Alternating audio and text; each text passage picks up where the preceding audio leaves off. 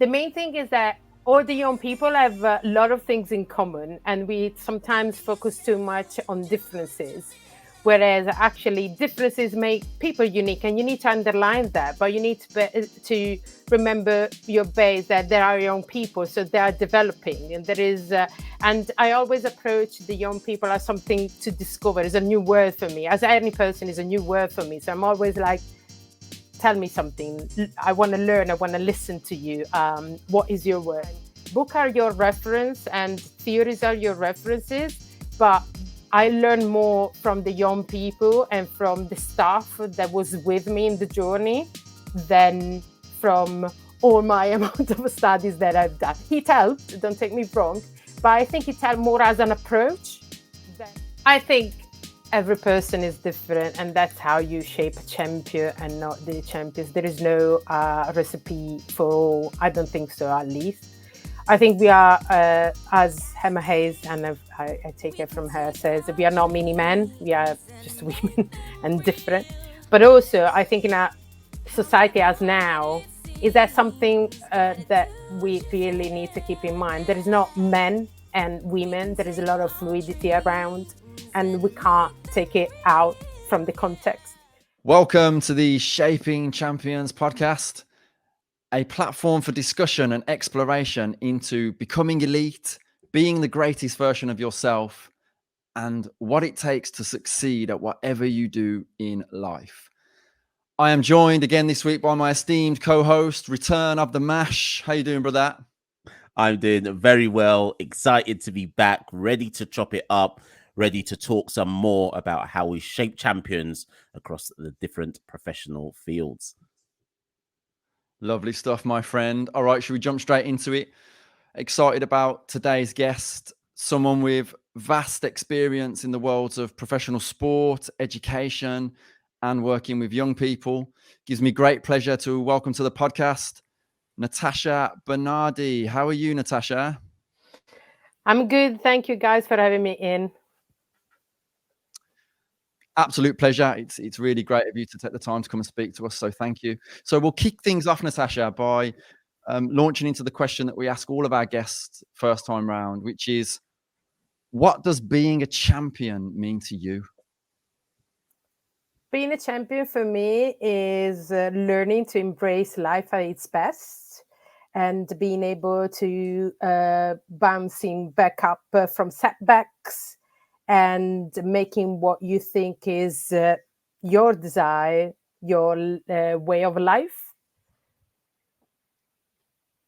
Love that. Love that. A really sort of concise and succinct response, and perhaps, like, not one that we'd usually get. I love that you sort of focus on you're the champion of your own destiny. It's whatever you want your life to look like. That's fantastic. It seems like a good principle to live by. Yeah, to expand on that, I do understand that we are not all starting at the same point, and some people might. There is a lot of discussion and a lot of praise, or you can make your own way, if you work hard you get it, and I don't think it's necessarily true. However, you can learn from that and maybe make your own tools, not just to overcome the adversity, but empower other people to not pass through that, or to pass through that in a smoother way, so they can move on even quicker and maybe go a little bit beyond what you are. So it depends how you want to look at it. But for me, is being a champion doesn't necessarily being a champion like winning medals and being at the top of whatever sports or whatever you like people can see as a success, but being successful for yourself and looking back and having almost not regrets, but actually say, wow, what a long ride I had, and actually it was quite interesting. Love that. Yeah, that's amazing.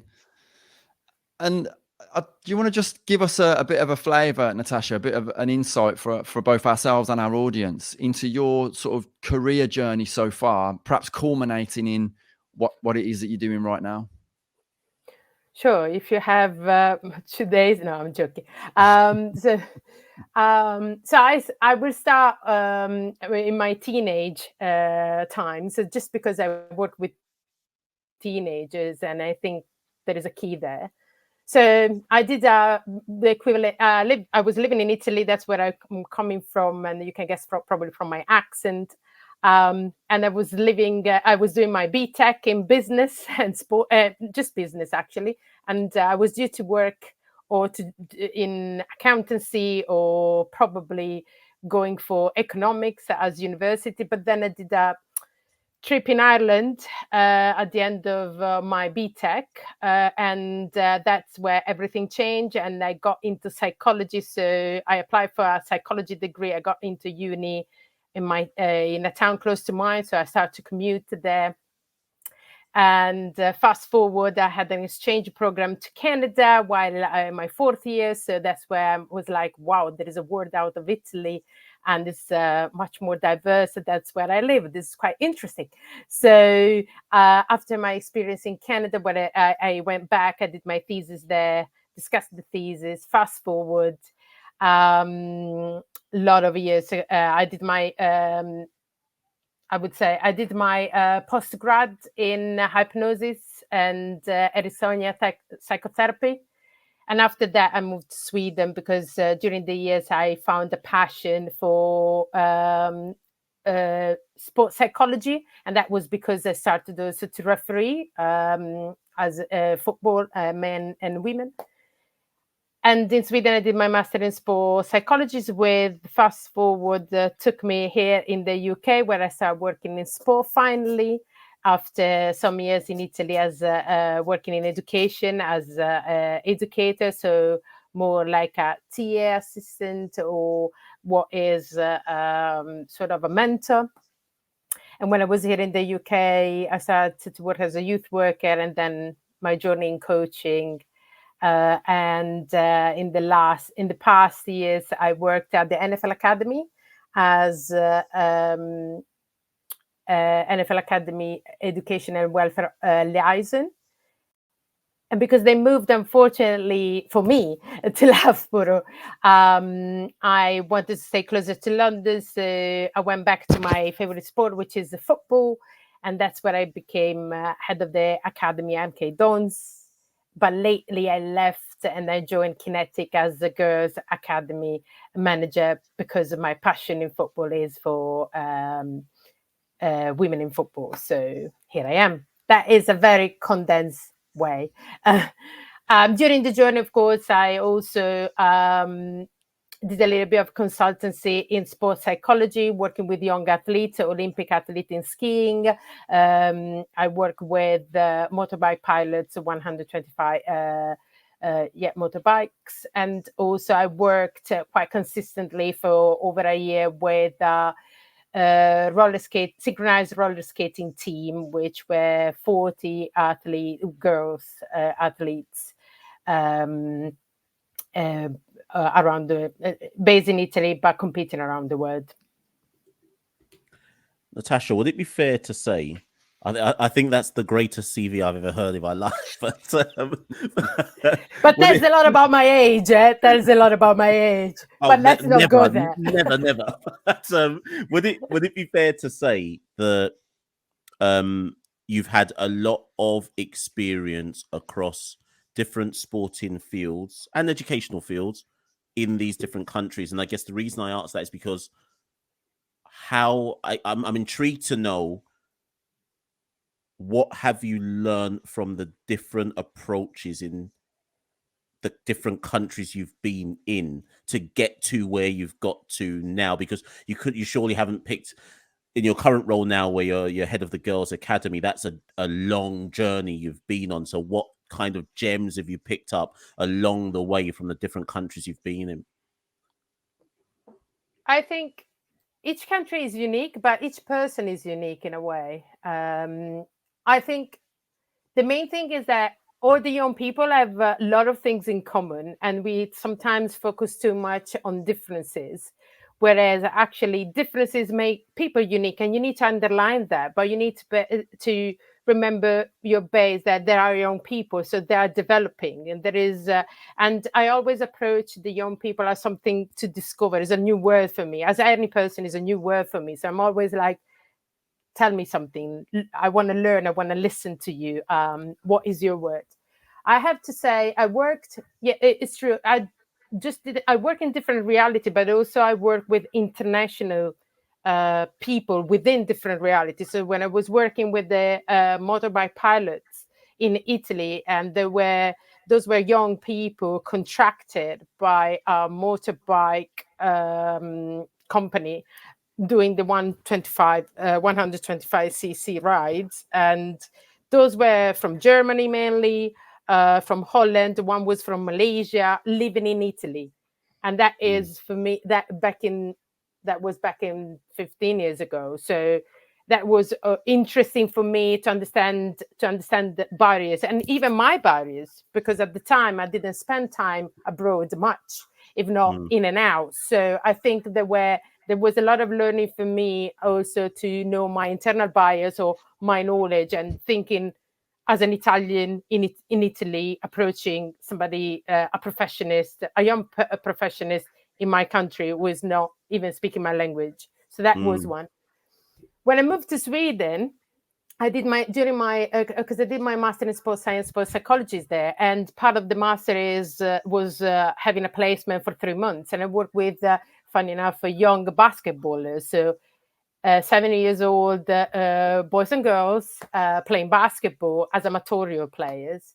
But I didn't know Swedish so well to interact with them confidently and having decent conversation with them. So we used a middle language for both, which was already another experience, because I'm in a country which is not my own one. I haven't lived there enough to know the culture inside out, or to understand the culture inside out. And I'm speaking with the very young kids, because 7 years old are young, in a language which both of us is not our natural language, so or what is our first language. So that was another thing. And why it helped me there, I have to say, it's because I'm curious as a person. I have a curiosity as an attitude in life. So before getting there, the first year I was very curious to know about what does school look like in Sweden? What do they do? What is available? And I learned a lot about what they do in Sweden. Like, they have music class where everybody has an instrument that the school provides to them, and it's there. And if you don't want to play an instrument, you can do DJ. If you don't want to do DJ, you can do vocals. If you don't want to do vocals, you can do mixer. So, and I was like amazed about all this, because that is not a reality that is in my country. So I think you need to go a little bit deeper in whenever you approach people that or environment that are not your own. And I have to say, even if you are in your what is called your own environment, so you think you are confident, this is I know it. Actually, even there, you need to dig a little bit more, because what is your point of view is your point of view, and that necessarily is the point of view of the people that you are interacting with. Um, and then after Sweden, I think here it's completely different. And I have to say, working with the inner London young people is very different than working with the Milton Keynes young people, which is very different from working with international player coming to London to try to strive and get into, for example, America for playing a sport, or into other avenues. So my way to do all this, and I learn a lot during the journey, not just from, and and that's what I like to say all the time. Book are your reference, and theories are your references, but I learn more from the young people and from the staff that was with me in the journey than from all my amount of studies that I've done. It helped, don't take me wrong, but I think it helped more as an approach than knowledge per se, if it makes sense. You've touched on some really interesting stuff there, Natascia. And what I wanted to pick out of that, or one of the things at least, was so working in Sweden, they regularly top the charts for like happiness. Every time a survey is done internationally. And I just wonder, I'm interested in, what did you see in the country that you thought was making people happy? Or maybe even going back to how you introduced the idea of being a champion. Did you see that amongst that culture? So that is actually, Jimmy, what attract me to go to Sweden, to be fair with you, at first. So not just because you see advertiser or everywhere, especially as in Italy, we have this, I don't know, this paradise of the northern countries as the place where, you know, everything is great and beautiful. But also, I had a friend at the time that, well, he's still there. That was working in Denmark, and I had moved there back in the early 20, with an Erasmus program. And he was really talking about Scandinavia like the best place to be, with a lot of opportunity, free education. So I got attracted. I followed that. And I have to say, it wasn't really my place. I mean, yes, it's very tight and peaceful. When I went there, at least I was able to ride. I remember asking this very question to police: "Is like, am I allowed to ride the bike in the middle of a park in the dark?" And they asked me, "Unless you want," and they told me back, and this is true story. "Unless you want to get killed in a road, I suggest you do that." I'm like, okay. And that's something that when I went back to, when I came here into London, I've been told that absolutely don't go into park as soon as the sun goes down. So, you know, those are the difference that you get. But that's to say, this is, it was a very peaceful place, and people are really, so if you're a Swede or if you speak Swedish, I think it's easier. If you have a family, I think it's probably easier than any other country that I've been come across, even from more from conversation than from direct experience. I was alone at the time, didn't have family, but I think you need really to learn the language and very well to be fully integrated. Otherwise, yes, the Swedish people speak English, but they are more comfortable in speaking They are speaking English, but they are more comfortable in speaking Swedish. So there are a lot of barriers in if you are not with someone, and it's very hard to find friends. That was my reality at the time. So I decided to move to the UK when I was there because my level of Swedish was not high enough to get a profession within sport, which I really wanted to. And I wasn't really, my kind of social life was not what I was able to see there. So that's why I moved. But generally talking, yes, it gets to me, it gets dark too early in the winter. It sounds crazy. But I like a little bit of more light in a way. But I mean, yeah, I'm not sure if it's a little bit of a myth, I would say, to make the long story short, than the reality. But that's my perception. Okay, interesting. So you end up coming to this country again, like a big move, and you eventually find yourself in the kind of spaces like Leighton Orient, MK Dons. What was it like as a female foreigner coming into those like male dominated spaces and that have been historically? And how did you find that process? Were there any struggles in terms of being respected or taken seriously, for instance? Well, I think I was a ref in Italy. And that's how I would start this conversation. I was a ref in Italy in the male game. So that taught me a lot, really, to, not to come forward, to find my own corner at times. So I was, let's say, prepared. Yes, I had my obstacles. Having an accent in some places doesn't help in a way. And I have to say, when I started living here, one of the things that I thought about is going to elocution classes, because it's like I felt in some occasion that my accent was a barrier for me to access the jobs that I wanted. That I start, but then it's funny, sometimes you find people, I don't even know who it was. I think it was a random person, but I still take with me what this person says, like, oh, isn't that interesting? You say that, but you have an accent, and that accent for me is has a story behind that. There is something different there. There is something that I would like to uncover. And that was what made me think. I was like, hold on a second, I have a treasure here and I'm trying to hide it. And from there, this is another lesson that you learn randomly in life. Whenever I use that with a lot of young people as well, when they find something that they think is something that either they need to hide or pretend it is not there, or try to make it like it's not as obvious. And it could be anything. It could be their carers, could be that they have a troubled life, could be that they just have one parent that works to keep their family together. I had a player that we didn't even know it. His house was always shouting because he had, unfortunately, his brother was severely autistic, so there was a lot of noise in the house. So but and that's why I'm always, that's what I said at the start. So bouncing back up from setbacks, what you consider could be a setback, or you consider something that you are ashamed of, or you don't want people to know. I think actually that could be your diamond.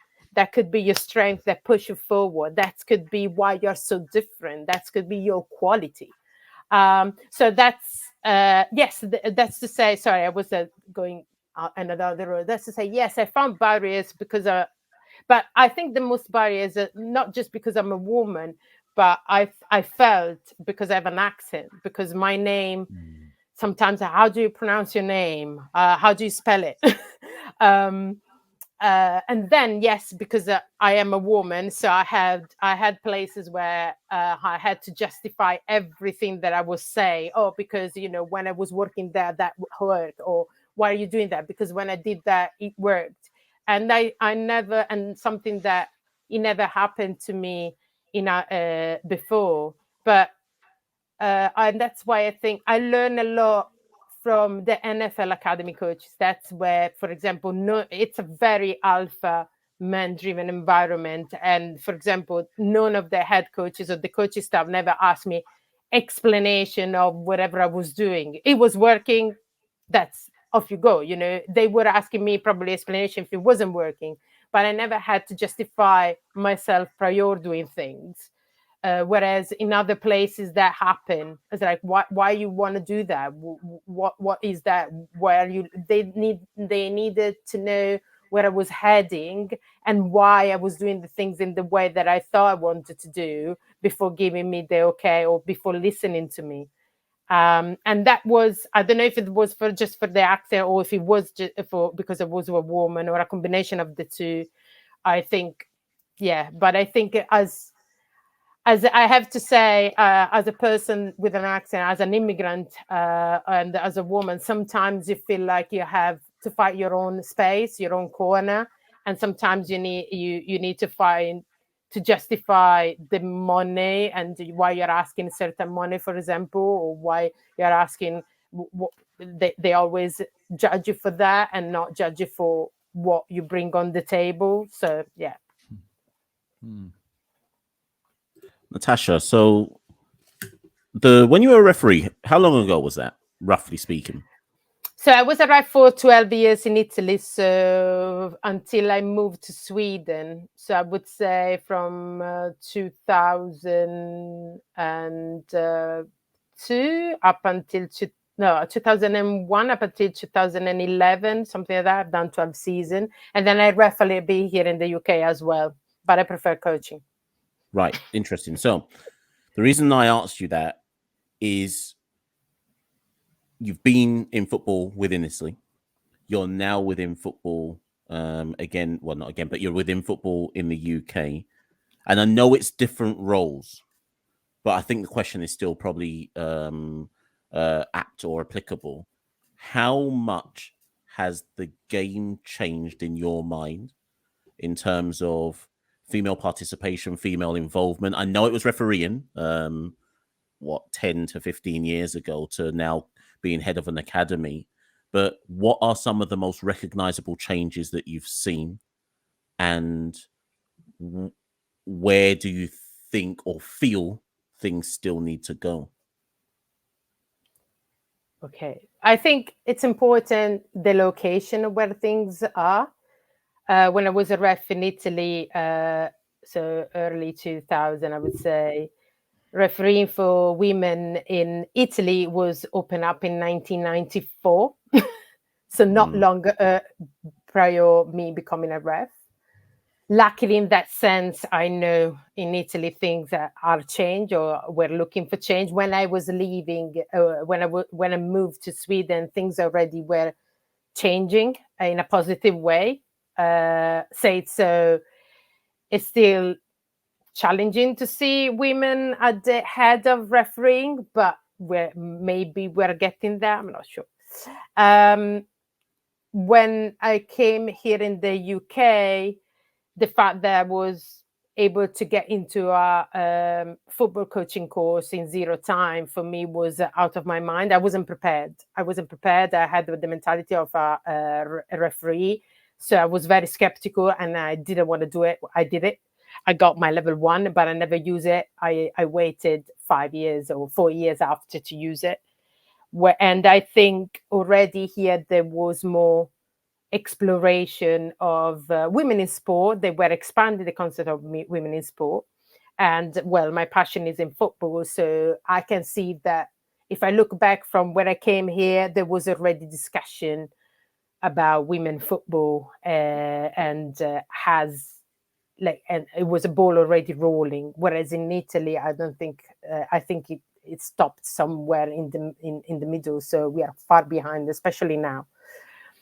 So I think the football per se as a game has developed, and we can see it from what happened to the Serie A in the 90s up to what is the Premier League now. Like we are, like the way football is fast, the game, I think it developed, and I like it more because it's very fast. But women football as well. And I think here in the UK at the moment is the best place, in my opinion, to see the growth of women in football. I think there has been work done since the Olympics in 2012 here in the UK, in not just for here in England, I would say, not just for women in football. And again, I think women in sport in general, the way women in sport are talked about in the media is changing, has been developing in a positive way. The investment at the lower level, grassroots, and the continuous review, especially in football, or what's happening with the WSL or the WSL Championship. What about Tier 3, Tier 4? So I think they are working, they keep working, even though have been successful, which I think it's a very good way, because it's when success arrives, that means that you have worked a lot before getting there, and you don't want that to drop immediately. You want to build up on it and make it sustainable, and maybe go forward. And I think there is a lot of work to do. We were talking about inclusivity, and I think that is still lacking, but because accessibility was not there, I think it's getting a little bit more accessible now, but still there are hurdles there. And I would like to see that all across the sport. Yes, football is one of the major sports here in England, but I hope that other sports picks up, and that goes. And I just hope that goes viral, because I think we can hear, because of the history, I think of sports here, I think we can teach other reality in a positive way and maybe cooperate. And I think that is changing from back in the days. I think there is more a will of cooperating among nations, instead of, okay, I'm building my own castle here. Look at how big it is. Look how nice it is. What about you? Now, I think with the women game and with the women's sport, there is more a mentality of like, how can we all elevate ourselves and make it sustainable for everyone? That's my vision. Love that answer, and almost pivoting to the fact that this is the Shaping Champions podcast and focusing on that word shaping champions, or the phrase shaping champions. We've just seen a highly successful, globally consumed Women's World Cup. The England Lionesses, of course, got to a World Cup final off the back of the Euro win and so on and so forth. and looking at it in the UK context, but you may want to talk about it in a more global way. Is there any difference? And I hope you understand why I'm asking you this. Is there any difference in how you approach shaping champions in the women's game versus how you approach shaping champions in the men's game? And the reason why I asked you that, in case you're thinking, what on earth are you talking about?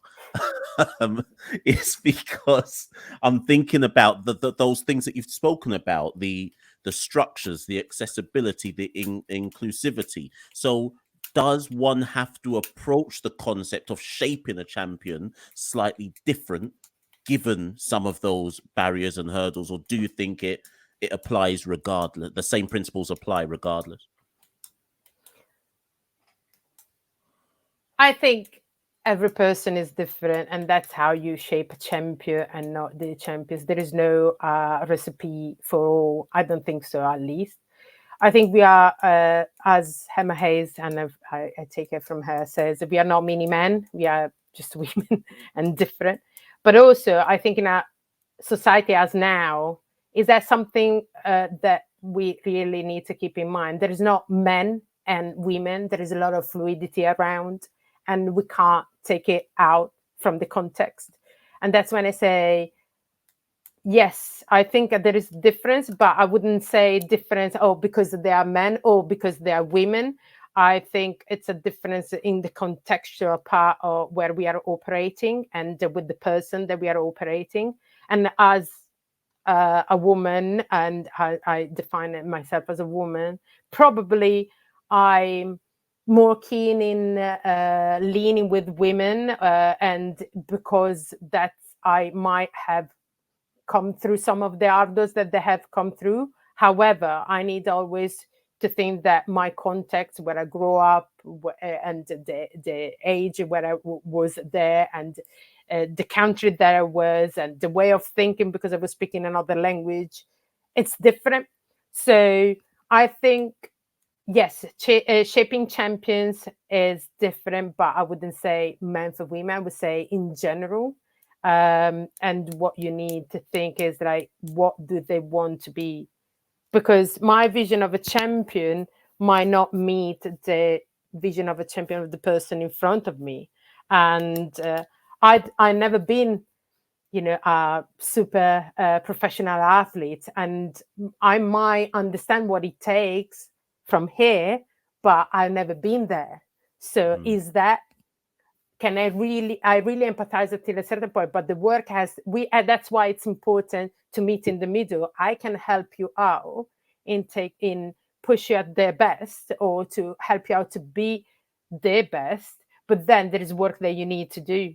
So there are things that don't change. Like, I think it's, for me, for shaping champion, discipline is one of them. You need to being able to self-regulate yourself and dedicate yourself and be consistent. And that is not something that I say, that it's just like, if you speak to anyone, that's what that has been successful, that's what they say. It's like, I had to learn how to discipline myself. I had to put the work in. I had to be regular in doing this. And that is a challenge per se. And of course, and also you need to ground them and say, put all the work, that if you put all the work, or even a little bit more, you will get somewhere. But you need to also be prompted that it might not get you where you think it's going to get you. It might get you somewhere else, but you will learn something for you. So there are things that are generic in a way, but there are things that are specific for the individual or the individuals you're working with. And the challenge on this side of the road, and not for them, is how am I be able to help them to be the best of what they want to be, and then look and allow them to look back at me as like, actually, it was I learned something here. So being useful for them, for whatever is going to be their success. And success and champion, can become immediately and disappear, or they might become in 10 years, or they might never become as they thought, but they could be successful in another way. So how can I be in this big context? How can I be useful for them? So that's why I think always keep in mind that what is your vision of them as a champion not necessarily is their vision, or not necessarily is the vision that they're going to be one day. Am I right in saying, Natascia, because I was doing some research on you? So, Wow. am I You really right? put me on the spot of Google now. Thank you. Am I right in saying that you've done some work around sports psychology? Yes, Right. that's my background. Yes. Right, fantastic. Right. So the reason I asked you that is I'm intrigued about. Again, I'm coming off the back of what you've been saying. I love what you're saying there about all of that around what is a champion and everybody's personal definition, etc. But I'm intrigued by the psychology, and take that however you want to take it. The psychology and makeup of, and you spoke about discipline, you spoke about consistency. So would you say, and it's interesting because earlier today I was in a conversation with somebody I would consider a champion, and they use those exact words as well. So would you say that those are the sole ingredients that you've noticed across your career, or are there other aspects in terms of the psychological makeup of what you see in, yeah, let's say champions? Let's just use that phrase, but take it however you want to take it. Yes, I think there are a couple, I would say. I think always being able, always try to get better. So the people that have been successful are always working a little bit more, a little bit harder in the back, whenever they have some quite almost obsessed in getting better, 100% better. So it's a little bit what Michael Jordan would say, that he was keep hooping, is the same. I've seen the athletes that are in the UK, in the US right now from the NFL Academy. They were the one that stay longer in the gym. They were the one that when they did a little bit of extra homework to be able to be on the top. So they do everything that they do is a little bit extra. Is not, instead of finding shortcuts, they work harder, they work more. And another thing is like they love winning. They are so competitive. They are looking for a win all the time. And they are competitive in training, competitive in the game, competitive. Look, for them, everything is a competition. And it's not and because they are competing within themselves. So that comes out of themselves. They want to always prove that they deserve to be there and they deserve to be called up. And that's why if there are people that are a little bit lazy, they get really out of their mind because they don't like that. They wanna win fair, and they want everyone to put 100%. So that when they're gonna get picked is because they are the best in being competitive.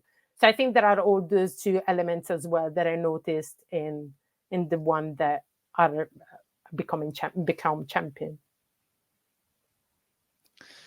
Well, Mash stole my question there, so thanks a lot, Mash.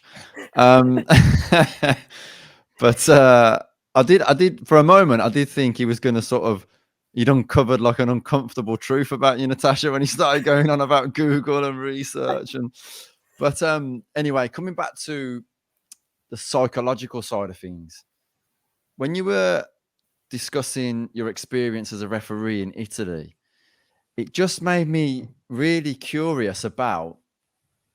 So you've stepped onto the pitch, governing a game with 22 adult males, I take it, and you've moved countries several times. You've put yourselves in what some would consider difficult positions. Being a female, male-dominated sport world, etc. So, and with your background in psychology, I'm really intrigued as to what are the kind of psychological techniques and strategies that you've used when you've been in those pretty high pressure situations, where you've had to be on the ball, keep you calm, stay professional.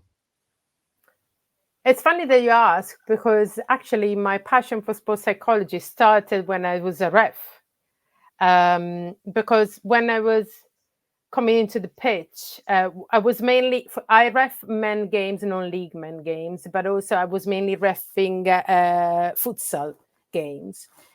And when I was coming to the pitch, to warm up, I have to say, I was getting the look, but not because I'm particularly beautiful or whatever. It's because I was a woman in a jersey in an environment of men. So they were like, I felt very uncomfortable at times. But then it's funny how that all reset when game starts, because you show what you're there for, which for me was like, I'm a ref. Just dependently on how I look like, whatever, I'm a ref. I have a jersey of a ref, I whistle, I'm a ref. So that's what my persona, but I had all these barriers in my head as well. It's like, oh my gosh, these guys, da da da. And that's why I found intriguing. I'm like, there is something that I don't understand. How this is influencing performance as well. Why I'm nervous sometimes and why not. So that's how I discover sports psychology. I did my own reading at the time, and I try to use imagery. And that's why I got into the route of hypnosis, because I was able to self-hypnotize myself and being on my state and being calm and what leaving the game in my head before going and reffing. So I was focused and zoomed in. I was in my zone. I was listening to specific music, which I do it already even right now when I have games as a coach. I listen to certain my 80s music to pop myself up. But those are my strategies, and I try to scribble, to write down notes, which is self-reflection or journaling, I call it as you want. But yeah, I use all those techniques, and it helped me in managing. The lucky part is for me is that, as I said, I'm curious as a nature. So for me, going abroad and try my luck, for me is just like something that I like. I have been like doing it, and I have to refrain now myself, because whenever I travel, my first thing is like, oh, can I live here? Because that's the way I am. It's just simply something in my way of living, which is curiosity. So yeah, I think I was able to cope with all that because I try to use tools and grow my tools. As you've mentioned that word, I'll follow on from that.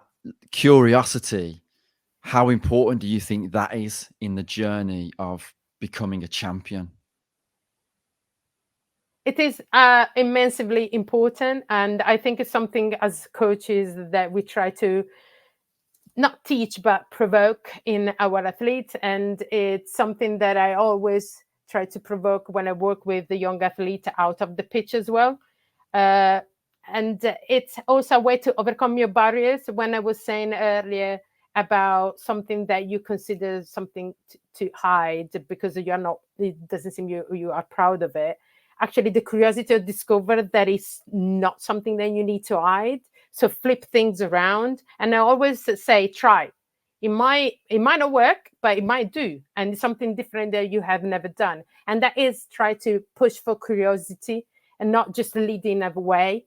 I think most of us, because of the environment, because as we brought up, because of many things, we are on a pathway, and sometimes we get stuck because that's the only thing that we know. And that's where having a network, speaking with other people that might not be linked to your pathway or that you might not really relate to them, might empower and actually open up other alternatives that might be useful for your journey, or you can reshape for your journey. So that is my way. Just a final thing from me, Natascia, because as you were talking about that, I'm just literally looking at your journey from start to finish, and again, I say how fascinating it is. But you're, like I say, you're now in the position as head of Girls Academy at Kinetic. What, after all of your travels and all of your learning, what is your philosophy? Now, hear me out, because I equate this to any job, right? Whenever you start something new anywhere, you're coming in with a set of ideas, a set of beliefs, whatever the context, right? And you're always refreshing. You're always wondering, right, this is the new context. But I'm just intrigued to know, after your myriad of travels and kind of professional developments and experiences, what is your kind of like underpinning philosophy? And now in the context of football coaching at a girls' academy. Don't give away all your secrets. People might be listening. They want to steal them. But I'm intrigued at what your philosophy is all the same. I'm not sure if it's my philosophy or this will answer completely to your question. But for me, football is much more than kicking a ball and scoring goals. And that's what I would like to bring to this journey with the girls at Kinetic, is giving them all the possible opportunity that football can give. So it could be a ref, could be a coach, could be a player, could be a player in the US, could be a player somewhere else in Europe, could be a player in England, or maybe in something else, or could be part of a bigger journey for you and leading one of the high table of a business or a federation. I'm not sure. That's what so my philosophy is, there is much more than football. And that's why sometimes, I never play, as I said, I never play football professionally. Actually, I play football for a tier 3 because there were no other tiers after that in Italy. And so I wear my gloves and I was in a championship. I'm not telling you how it went, but I was there. But that's to say, they know and they can see that I'm not, let's say, skilled in football, but I coach football. So if it's possible for me, think about where they go and go. So my philosophy is to pass the baton in a way and put in a better shape.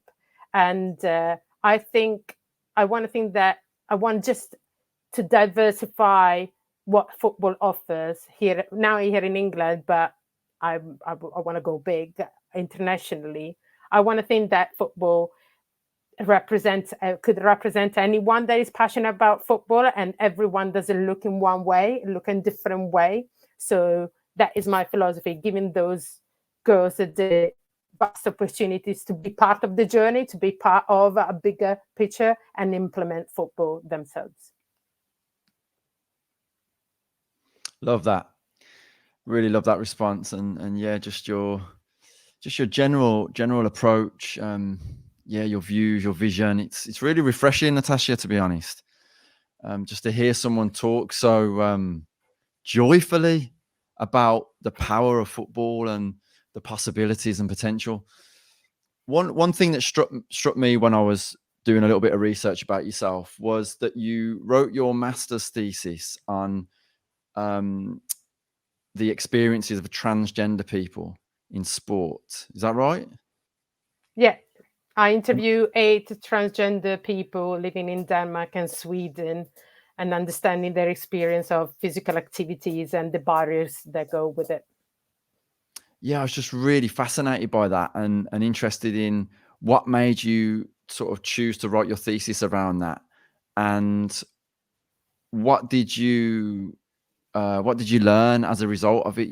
What did you conclude from writing it? I think that's one of the positive, talking about positive of Sweden. Sweden is a society which is very inclusive in a way. And before going to Sweden, as I said about my journey in refereeing, I thought that, why am I perceived differently? I'm just a ref here. Why are they looking at how I look like? Why are they insulting me, saying, "Oh, you look like rubbish. Why are you refereeing?" And I'm like, there were things that just didn't settle with me in the environment I was. And then I went to Sweden. I found out that actually I was right. There were a lot of there was heterosexism, there was sexism, or all the ism that they were, and I was just not aware that they were called that way, but they exist.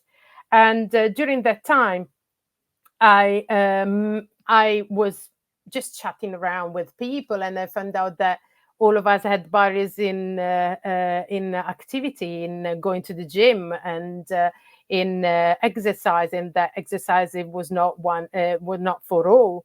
So I got into this conversation, and I found out, well, why I don't do something about physical activities, and that involves gender studies as well. So my thesis is a co-thesis in sports psychology and gender study, actually. So I had two different supervisors. And what I learned, which I wasn't aware, is the power of interviewing. So the power of the language, the power of interviewing. So all my interviews were done on site with them reviewing the answers once given, to make sure that, if there was something that they believe needed to change, or that was not the language that they wanted them to be portrayed, they were able to do that. I learned the barriers of clothes. I never thought that, clothes can be limiting. So, and it's not just in terms of, well, what if I don't define myself as a man or a woman? What am I supposed to wear in a gym? There is no clothes that suit me. And if I'm in transition, the women to men, the women clothes, I don't want them, but the men clothes, I don't look okay. And the fact that some of them were wearing stripes because they were not uncomfortable with showing their breasts.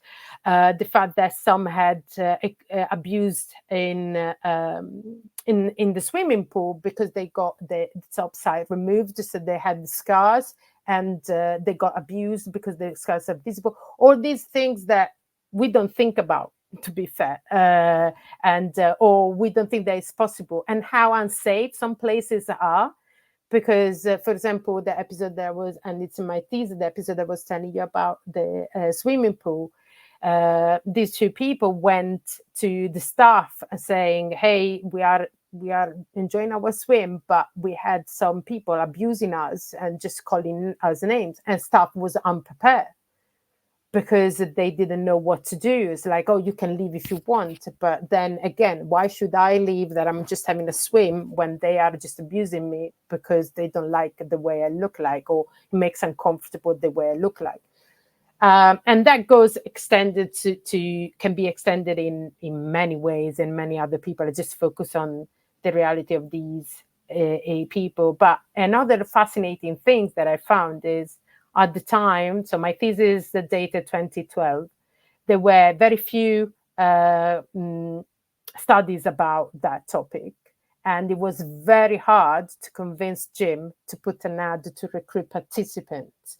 So the way I was able to recruit participants was through Facebook at the time, and through some LGBTQ plus organization. And I was able just to get 8, because gyms weren't allowing me to put ads about a study, even though the ads was having all the criteria with my supervisor emails and stuff like that.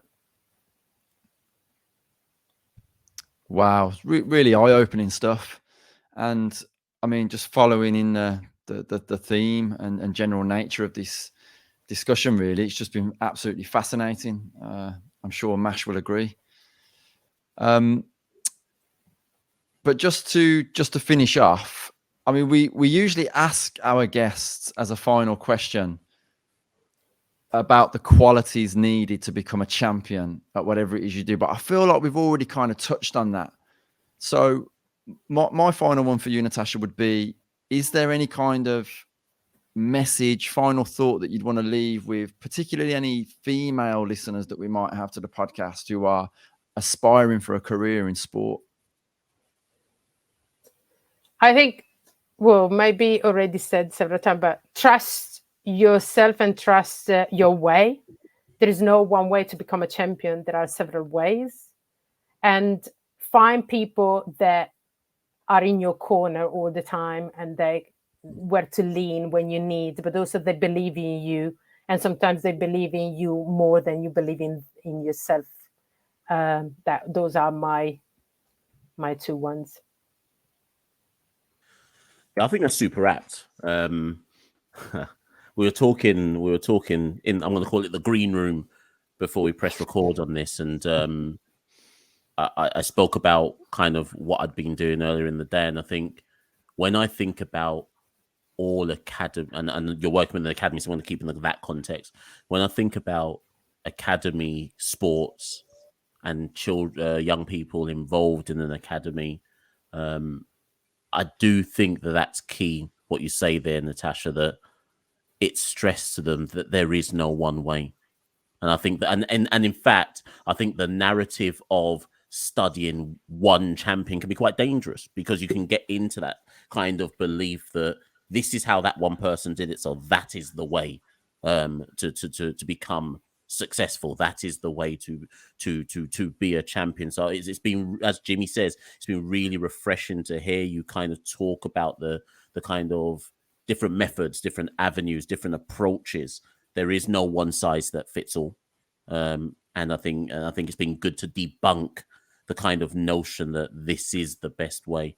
So I just want to thank you on behalf of both myself and Jimmy and the Shaping Champions audience for your education on this particular episode. And I do call it an education because I feel like you've taken us literally around the world.